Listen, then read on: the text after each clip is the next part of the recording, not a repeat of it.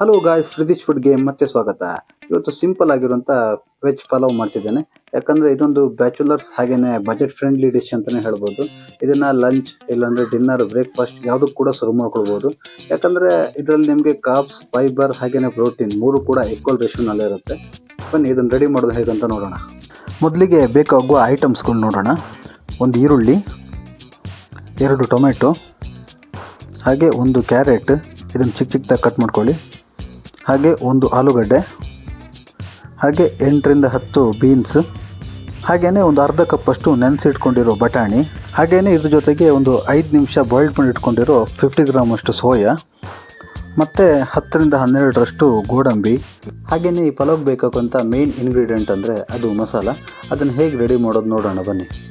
ಮೊದಲಿಗೆ 1 ಮುಷ್ಟಿಯಷ್ಟು ಪುದೀನ, ಹಾಗೆಯೇ 1 ಮುಷ್ಟಿಯಷ್ಟು ಕೊತ್ತಂಬರಿ ಸೊಪ್ಪು, ಅದರ ಜೊತೆಗೆ ಒಂದು ಚಿಕ್ಕ ಪೀಸಷ್ಟು ಶುಂಠಿ, 5ರಿಂದ 6ರಷ್ಟು ಹಸಿಮೆಣಸು ಹಾಕಿ, ಅದರ ಜೊತೆಗೆ 5ರಿಂದ 6 ಎಸಳು ಬೆಳ್ಳುಳ್ಳಿ, ಹಾಗೆಯೇ ಸ್ವಲ್ಪ ಕಾಳುಮೆಣಸು, ಹಾಗೆಯೇ ಗರಂ ಮಸಾಲನ ಹಾಕಿ ಮಿಕ್ಸಿನಲ್ಲಿ ಒಂದು ಸಲ ತಿರ್ಸ್ಕೊಂಡ್ರೆ ಪಲಾವ್ ಬೇಕಾಗುವಂಥ ಮಸಾಲ ರೆಡಿ ಆಗುತ್ತೆ. ಬನ್ನಿ ಈಗ ಚಕಾಚಕ್ ಅಂತ ಪಲಾವ್ನ ರೆಡಿ ಮಾಡಿಬಿಡೋಣ. ಫಸ್ಟಿಗೆ ಕುಕ್ಕರ್ನ ಇಟ್ಕೊಂಡು ಒಂದು 2 ಸ್ಪೂನ್ನಷ್ಟು ಗೀನ ಹಾಕಿ, ಆಮೇಲೆ ಗರಂ ಮಸಾಲನ ಹಾಕಿ ಅದ್ರ ಜೊತೆಗೆ ಒಂದು 8ರಿಂದ 10ರಷ್ಟು ಕರ್ಬೇವಿನೆಲೆ ಹಾಕಿ, ಆಮೇಲೆ ಸ್ವಲ್ಪ ಸಾಸಿವೆನ ಹಾಕಿ ಸ್ವಲ್ಪ ಮಿಕ್ಸ್ ಮಾಡ್ಕೊಳ್ಳಿ. ಅದಾದಮೇಲೆ ಗೋಡಂಬಿನ ಹಾಕಿ, ಅದ್ರ ಜೊತೆಗೆ ಆಲ್ರೆಡಿ ಕಟ್ ಮಾಡಿಟ್ಕೊಂಡಿರಲ್ಲ ಐಟಮ್ಸ್, ಈರುಳ್ಳಿ, ಟೊಮೆಟೊ, ಹಾಗೆಯೇ ಬೀನ್ಸ್, ಅದ್ರ ಜೊತೆಗೆ ಆಲೂಗಡ್ಡೆ, ಹಾಗೆಯೇ ಕ್ಯಾರೆಟ್, ಮತ್ತು ಆಲ್ರೆಡಿ ನೆನೆಸಿಟ್ಕೊಂಡಿರೋ ಬಟಾಣಿ, ಹಾಗೆಯೇ ಸೋಯಾನು ಕೂಡ ಹಾಕಿ.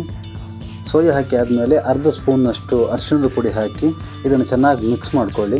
ಮಿಕ್ಸ್ ಮಾಡ್ಕೊಂಡಾದಮೇಲೆ ಆಲ್ರೆಡಿ ರೆಡಿ ಮಾಡಿ ಇಟ್ಕೊಂಡಿರೋ ಮಸಾಲೆನ ಇದಕ್ಕೆ ಹಾಕಿ ಒಂದು ಸಲ ಚೆನ್ನಾಗಿ ಮಿಕ್ಸ್ ಮಾಡ್ಕೊಳ್ಳಿ. ಇದನ್ನು ಮಿಕ್ಸ್ ಮಾಡಿಕೊಂಡು ಅದಾದಮೇಲೆ ಆಲ್ರೆಡಿ ತೊಳೆದು ಇಟ್ಕೊಂಡಿರೋ ರೈಸ್, ನಾನಿಲ್ಲಿ ಒಂದು 3 ಕಪ್ಪಷ್ಟು ರೈಸ್ ತೊಗೊಂಡಿದ್ದೇನೆ.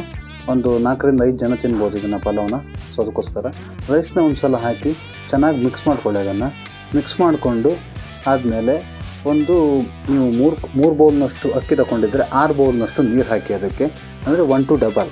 ಆಮೇಲೆ ರುಚಿಗೆ ತಕ್ಕಷ್ಟು ಉಪ್ಪನ್ನು ಹಾಕಿ ಚೆನ್ನಾಗಿ ಒಂದು ಸಲ ಮಿಕ್ಸ್ ಮಾಡ್ಕೊಳ್ಳಿ. ಮಿಕ್ಸ್ ಮಾಡ್ಕೊಂಡಾದ್ಮೇಲೆ ಕುಕ್ಕರ್ ಕ್ಯಾಪನ್ನು ಹಾಕಿ ಒಂದು 3ರಿಂದ 4 ವಿಸಿಲ್ ಹಾಕ್ಲಿಕ್ಕೆ ಬಿಡಿ.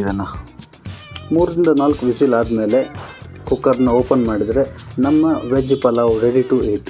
ಮೊದಲಿಗೆ ಹೇಳಿದಾಗೆ ಇದನ್ನು ಬ್ರೇಕ್ಫಾಸ್ಟ್ ಇಲ್ಲ ಲಂಚ್, ಡಿನ್ನರ್ ಯಾವುದಕ್ಕೂ ಕೂಡ ಸರ್ವ್ ಮಾಡ್ಕೊಳ್ಬೋದು. ಯಾಕಂದರೆ ಇದೊಂದು ಬ್ಯಾಲೆನ್ಸ್ಡ್ ಮೀಲ್.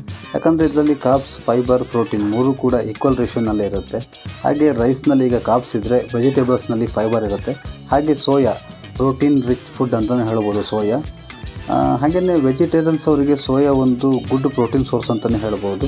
ಹಾಗೆ ನೀವಿನ್ನೂ ನಮ್ಮ ಚಾನಲ್ಗೆ ಸಬ್ಸ್ಕ್ರೈಬ್ ಆಗಿಲ್ಲ ಅಂದರೆ ಸಬ್ಸ್ಕ್ರೈಬ್ ಮಾಡಿ, ಲೈಕ್ ಮಾಡಿ, ಶೇರ್ ಮಾಡಿ, ಕಮೆಂಟ್ ಮಾಡಿ ಗಾಯ್ಸ್. Thank you.